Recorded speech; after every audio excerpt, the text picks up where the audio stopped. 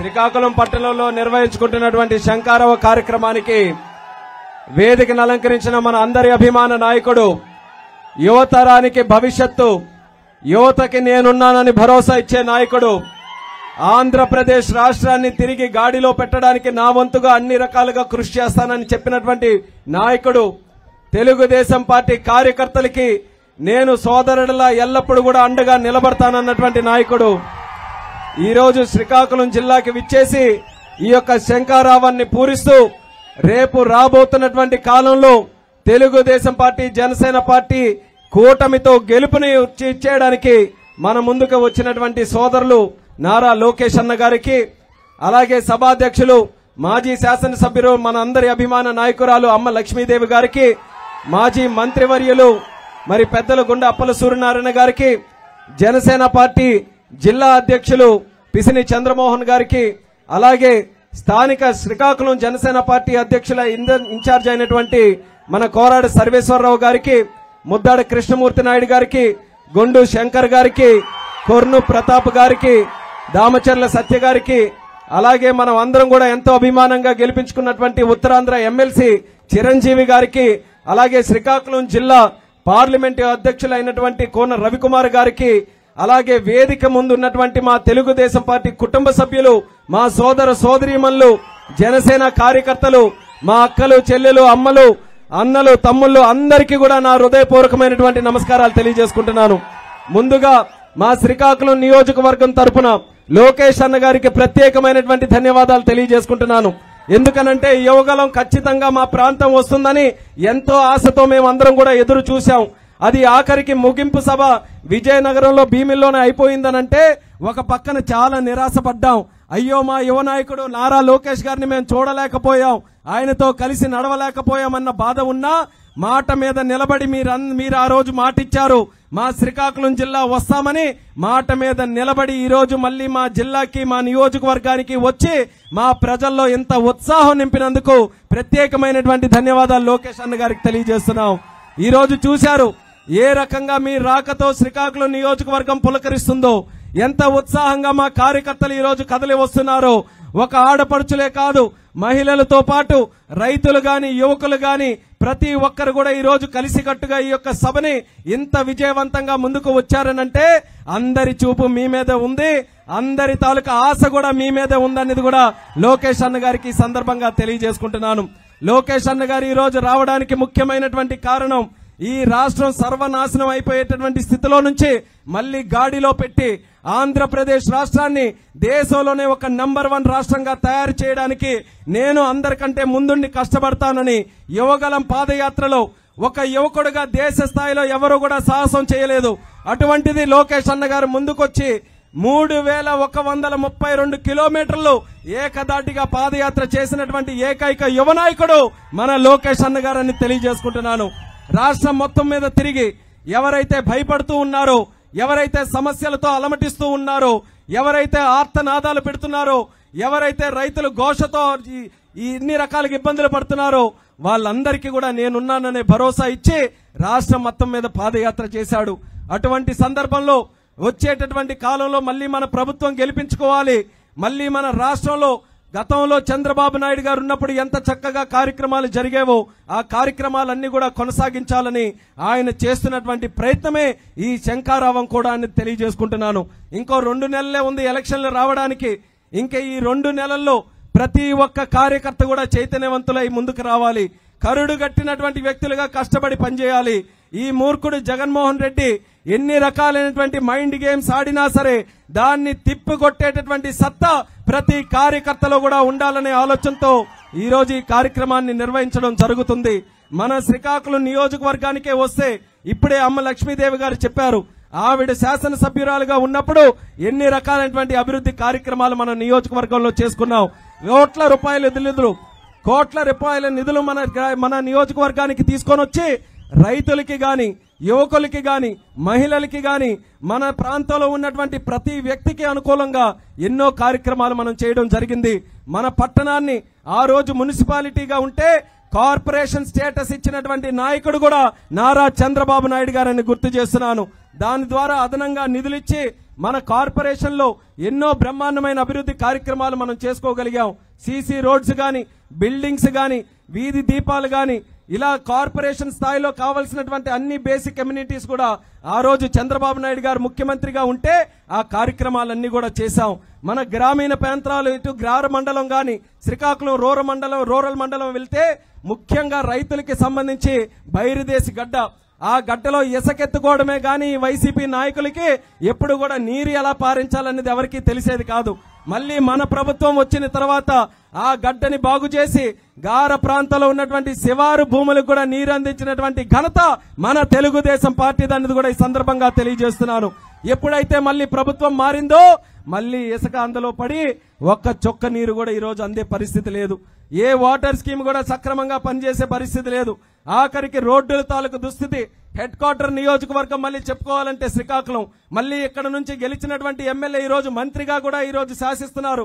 అటువంటి మంత్రిగా ఉన్నటువంటి ఈ నియోజకవర్గంలో ఒక్క రోడ్డు అయినా సరే సక్రమంగా ఉందా అనేది ఇక్కడ వచ్చినటువంటి ప్రజలందరికీ కూడా అడుగుతున్నాను. ఎంత గొప్పగా ఈ రోజు రోడ్డులు ఉన్నాయనంటే మనం రోడ్డుల మీద ఇచ్చేస్తే ఇంటికి వెళ్తామో లేదో తెలియదు కానీ ఏకంగా నరకానికి వెళ్లడం మాత్రం ఖాయంగా అన్నట్టుగా ఈ రోజు జిల్లాలో ఉన్నటువంటి రోడ్డులన్నీ కూడా తయారయ్యాయి. అందులో ముఖ్యంగా మన శ్రీకాకుళం నుంచి ఆమ్దలవలస వెళ్లేటటువంటి రోడ్డు, దానికి పాలకండ రోడ్డు అంటాం కానీ అది డీటీ రోడ్డు. అది అంటే ధర్మాన తమ్మినేని రోడ్డు. వాళ్ళిద్దరే సమాధానం చెప్పాలా డీటీ రోడ్డు తాలూకు పరిస్థితి ఏంటండి. ఒక పక్కన ఈయనేమో మంత్రిగా ఉన్నారు, మరొక పక్కన ఆయనేమో సభనే శాసించే సభాపతిగా ఉన్నారు. కానీ రెండు ప్రాంతాల మధ్యలో ఉన్నటువంటి రోడ్డుకు మాత్రం దిక్కు దివానా లేకుండా ఈ రోజు ఉంది.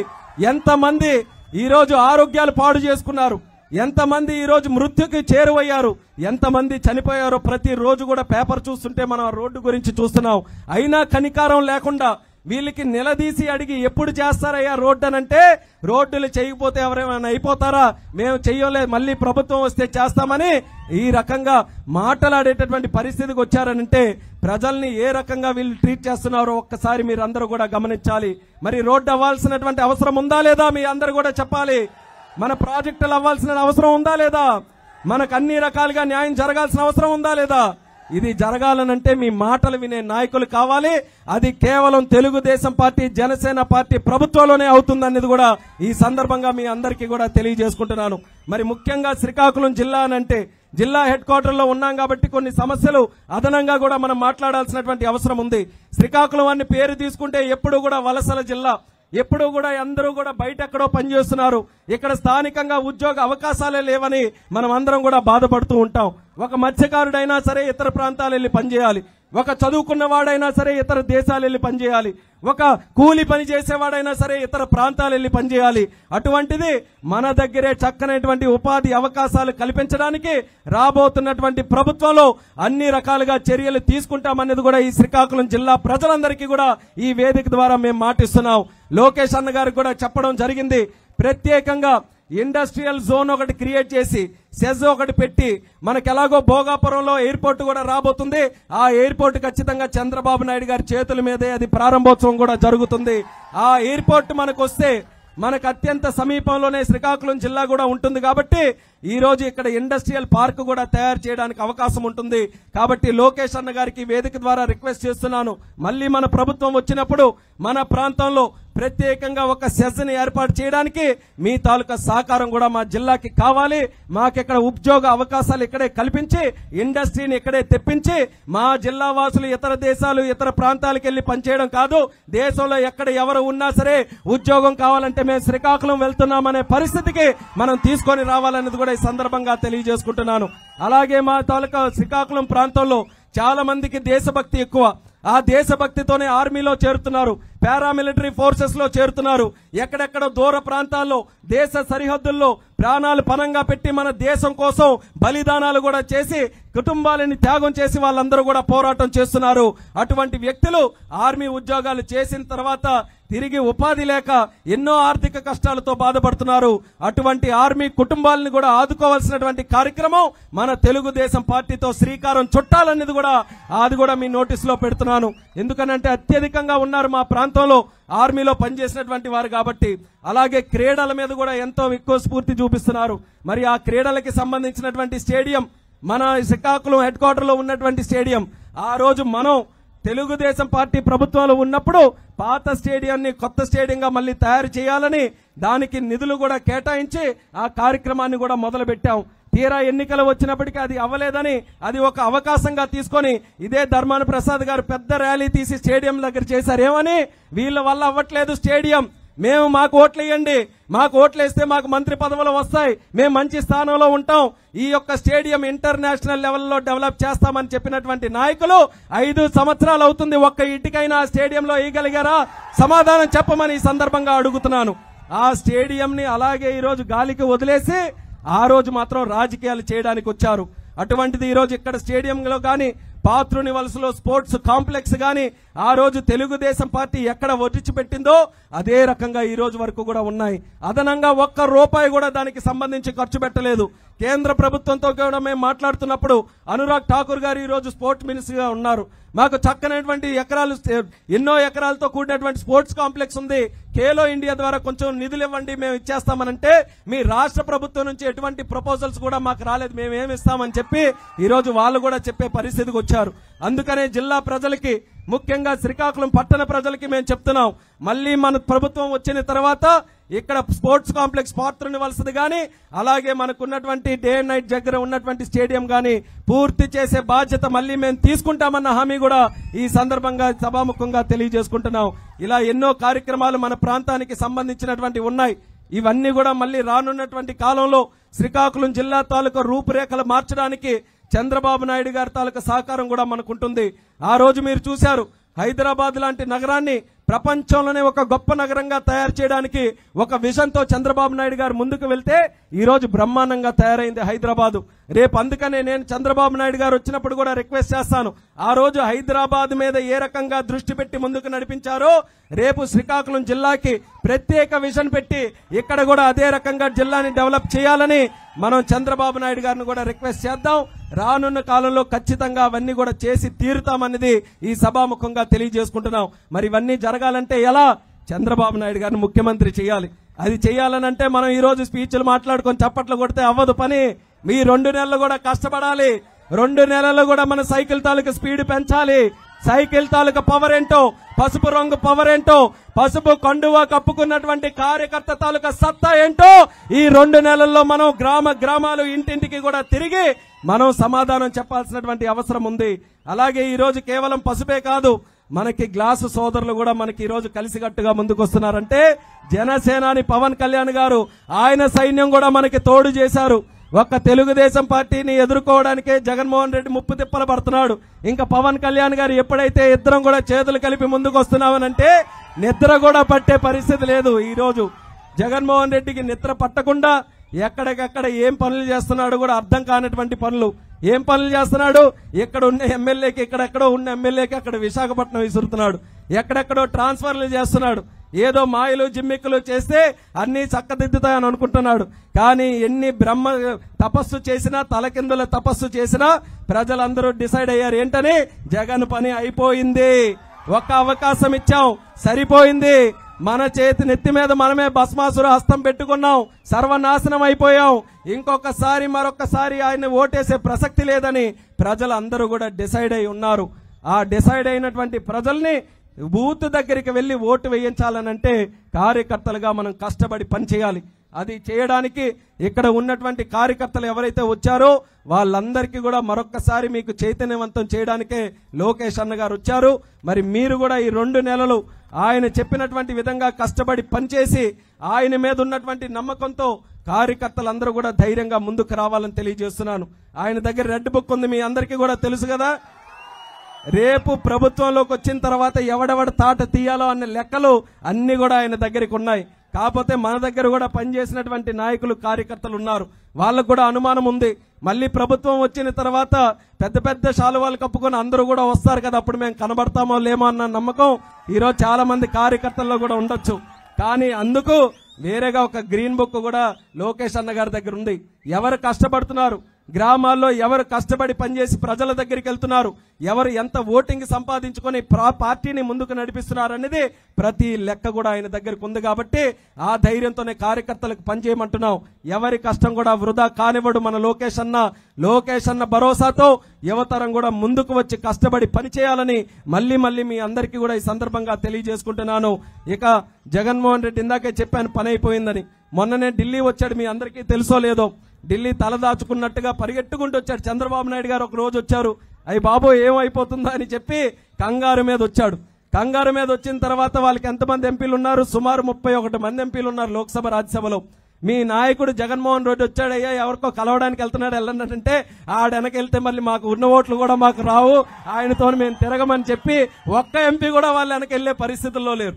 చంద్రబాబు నాయుడు గారు ఈ రోజు నడుస్తుంటే కేవలం తెలుగుదేశం పార్టీ వాళ్ళే కాదు, దేశంలో ఉన్నటువంటి ఇతర ఎంపీలు అందరూ కూడా ఆయన ఒక బ్రాండ్ కాబట్టి ఆయన దగ్గరికి వచ్చి పలకరించి ఎలా ఉన్నారయ్యా బాబు గారు అని చెప్పే పరిస్థితికి వస్తే, జగన్మోహన్ రెడ్డి వచ్చినప్పుడు సొంత ఎంపీలు కూడా తోక జాడించుకొని ఎక్కడికక్కడ పారిపోతున్నారనంటే ఎంపీలు సరిగ్గా లేరు, ఎమ్మెల్యేలు సరిగ్గా లేరు, వాళ్ళ నాయకులు సరిగ్గా లేరు, ఆఖరికి ప్రజలు కూడా రేపు వాళ్ళకి సహకరించరనే మాటని మనమందరం కూడా తేల్చి చెప్పే విధంగా ఎన్నికల్లో ఓట్లు వేయించాలని మళ్ళీ మీ అందరికీ కూడా తెలియజేస్తున్నాను.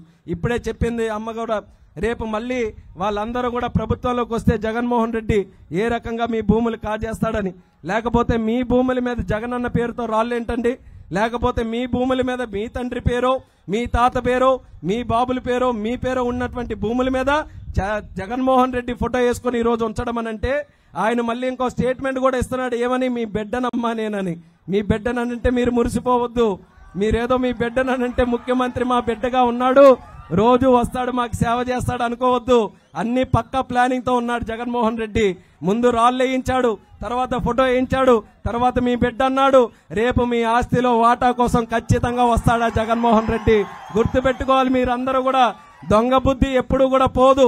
ఇప్పటి వరకు 5 సంవత్సరాలు ఎన్నో రకాలుగా దొంగ బుద్ధి చూపించుకున్నాడు. 10 రూపాయలు మీకు ఇచ్చినట్టే ఇచ్చి 100 రూపాయలు మీ దగ్గర లాగేసుకున్నాడు. ఈ మందు తాలూకు విషయం తెలుసా అందరికీ కూడా? ముందున్న వాళ్ళకైతే చాలా బ్రహ్మాండంగా తెలుస్తుందేమో. అక్కడ లేడీస్ కూడా ఉన్నారు, వాళ్ళకి కూడా తెలుసు, ఎందుకంటే వాళ్ళకే ఇచ్చాడు ప్రత్యేకంగా హామీ జగన్మోహన్ రెడ్డి. ఒక్క చొక్క మందు లేకుండా ఆంధ్రప్రదేశ్ రాష్ట్రం చేస్తామని చెప్పిన వ్యక్తి ఈ రోజు మందు మీదే వ్యాపారం చేసి పాపం సొమ్ము ఈ రోజు సంపాదించుకుంటున్నాడు. ప్రజల జీవితాలతో ఆడుకుంటున్నాడు. 200 ఎంత ఉన్నాయి ఇప్పుడు చెప్పు? ఎంతో మరి వినబడట్లేదు కానీ 200 ఎంత ఉంటే 300 చేశాడని. 300 అనుకుందాలే, ఫోన్లే డిస్కౌంట్ మీద 300 చేశాడని అనుకుందాం. 200 ఉన్నటువంటి మందే అసలు దొరకకుండా చేస్తామన్న వ్యక్తి క్వార్టర్ మీద 100 రూపాయలు పెంచి రోజుకి మీ దగ్గరే 100 లాగేసుకుంటున్నాడు క్వార్టర్ మీద. అంటే నెలకి సుమారు 3,000 రూపాయలు, సంవత్సరానికి సుమారు 50,000 రూపాయల వరకు కూడా మీ దగ్గర లాగేసుకుంటున్నాడు. ఎన్ని చేయూతలు ఇస్తే, ఎన్ని ఆసరాలు ఇస్తే, ఎన్ని పెన్షన్లు ఇస్తే 50,000 మళ్ళీ మీ చేతికి రావాలి అంటే మీ దగ్గరే ఆయన లాక్కున్నటువంటి డబ్బు ఎక్కువ. ఇది తెలియకుండా చాలా రోజులు అది మీ మభ్య పెట్టడానికి ఎన్నో ప్రయత్నాలు చేశాడు. కానీ ఇప్పుడు అందరూ కూడా చైతన్యవంతంగా లెక్క చూసుకున్నారు. ఆయన తాలూకా లెక్క కూడా తేల్చడానికి ముందుకు వచ్చారు. కాబట్టి వచ్చే ఎన్నికలే మనం అందరం కూడా చైతన్యవంతంగా ముందుకు రావాలి. అటువంటి నాయకులకు బుద్ధి చెప్పడం అనంటే కేవలం జగన్మోహన్ రెడ్డికే బుద్ధి చెప్పడం కాదు. ఆంధ్ర వాళ్ళంటే అలుసుగా అయిపోయాం అందరికీ. పక్క రాష్ట్రాల్లో ఉన్న వాళ్ళు కూడా అందరూ నవ్వడమే మన మీద. ఒరే మీ రాజధాని కూడా లేదురా, ఎలాంటి వాళ్ళు మీరు ఎన్నుకున్నారని. లేకపోతే మీ తాలూకా నాయకులు చూడండి ఇష్టం వచ్చినట్టు బూతులు మాట్లాడటమే కానీ ఒక్కడు కూడా డెవలప్మెంట్ మాట్లాడని చెప్పి పక్క రాష్ట్రాల వాళ్ళందరూ కూడా మనకు నవ్వుతున్నారు. కాబట్టి భవిష్యత్తులో జగన్మోహన్ రెడ్డి లాంటి నాయకులు ఎవరైనా రాజకీయాల్లోకి అడుగు పెట్టాలనంటే ఆంధ్రప్రదేశ్లో అడుగు పెడితే కాళ్ళు నరికేస్తారన్నటువంటి విధంగా వచ్చే ఎన్నికల్లో మనం గట్టిగా బుద్ధి చెప్పేటటువంటి విధంగా పార్టీకి మనం అందరం కూడా ఓడించి గుణపాఠం చెప్పాలని కూడా ఈ సందర్భంగా తెలియజేసుకుంటున్నాను. దానికి అందరూ కూడా సహకరించండి. మరి పెద్దలు చెప్పినట్టుగా జనసేన అలాగే తెలుగుదేశం పార్టీ ఈ రెండు కూడా ఒక బండికి 2 టైర్లు లాగా ఈరోజు పనిచేయాలి. ఒక మనిషికి ఉండే 2 కళ్ళు లాగా ఇవి పనిచేయాలి. ఆ రకంగా అందరం కూడా కలిసికట్టుగా పనిచేసి మన నాయకులు ఏదైతే ఒక లక్ష్యాన్ని ఎంచుకున్నారో మన ప్రభుత్వాన్ని ఏర్పాటు చేయాలని అది చేయించడానికి ఎక్కడ ఎటువంటి ఇబ్బందులు లేకుండా అందరం కూడా కలిసికట్టుగా పనిచేయాలని మళ్ళీ మీ అందరికీ కూడా తెలియజేసుకుంటున్నాను. చాలా విషయాలు ఉన్నాయి. ఇప్పుడు ఎలా అయిపోయిందనంటే గతంలోనే స్టేజ్ ఎక్కిన వాళ్ళు 10 విషయాలు చెప్తే మీకు తెలుస్తుంది. ఇప్పుడు అంతా కూడా రివర్స్ అయ్యింది. మీరు 10 విషయాలు చెప్తే దాని మీద మేము మాట్లాడే పరిస్థితికి వచ్చాం. ఎందుకని ప్రపంచం అంతా మీ చేతుల్లో ఉంది, ఫోనుల్లో. ఇప్పుడు నాకైనా సరిగ్గా ఇన్ఫర్మేషన్ తెలుస్తుందో లేదో కానీ దేశం అంతా కూడా ఎక్కడేమవుతుంది, మన గారులో ఇప్పుడు ఏమవుతుంది, రూరల్లో ఏమవుతుంది, ఇచ్చాపురంలో ఏమవుతుంది, అందరికీ కూడా అన్ని విషయాలు కూడా తెలుస్తున్నాయి. అందరికీ ఆలోచన శక్తి పెరిగింది. కానీ ముఖ్యంగా పని కావాలి కాబట్టి ఆ పని చేసే సమయం వచ్చినప్పుడు మాత్రం ధైర్యంగా మీరందరూ నిలబడి తెలుగుదేశం జనసేన పార్టీ కూటమిని గెలిపించాలని మళ్ళీ మీ అందరికీ కూడా తెలియజేసుకుంటున్నాను. ఇక మనకంటే అందరికంటే పెద్దగా ఉన్నటువంటి మన లోకేష్ అన్న గారు కూడా మాట్లాడాలి కాబట్టి ఇంతటితో విరామిస్తూ మరొకసారి శ్రీకాకుళం నియోజకవర్గ ప్రజలు చాలా ఉత్సాహంగా ఉన్నారు. మీరందరూ కూడా వాళ్ళలో ఈ రోజు నుంచి భయం మొదలవుతుంది. ఎవరైనా సరే వాళ్ళే డిసైడ్ చేసుకోవాలి. ఎవరు నిల్చున్నా సరే అవతల పార్టీ వాళ్ళు ఎవరైనా భయపడే పరిస్థితిలో ఈరోజు ఉండే విధంగా ఇంత చక్కగా మీరందరూ కూడా కదలి వచ్చారనంటే మరొక్కసారి శిరస్సు ఉంచి మా శ్రీకాకుళం నియోజకవర్గ కార్యకర్తలందరికీ కూడా నేను హృదయపూర్వకమైనటువంటి నమస్కారాలు తెలియజేసుకుంటూ ఇదే ఉత్సాహాన్ని కొనసాగించి రేపు ఎన్నికల్లో గెలిపించాలని మీ అందరికీ తెలియజేస్తూ సెలవు తీసుకుంటున్నాను. జై హింద్, జై జన్మభూమి, జై తెలుగుదేశం, జోహార్ ఎన్టీఆర్, చంద్రబాబు నాయుడు గారి నాయకత్వం, లోకేష్ అన్న గారి నాయకత్వం, పవన్ కళ్యాణ్ గారి నాయకత్వం.